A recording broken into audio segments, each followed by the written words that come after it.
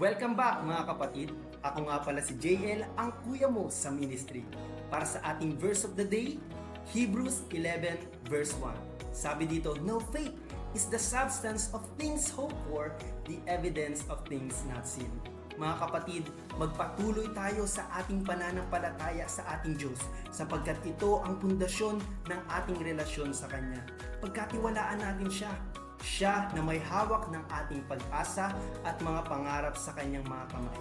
At kahit na hindi natin nakikita ang daan na ating tinatahak, magkaroon tayo ng kumpiyansa na ang ating Diyos ang siyang gagabay sa ating mga lakad.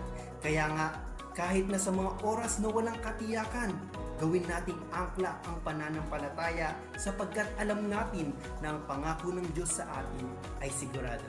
Huwag kalimutang mag-comment, like, at i-share ang video na to para maabot ang mga taong kailangan ng mga salitang to. God bless!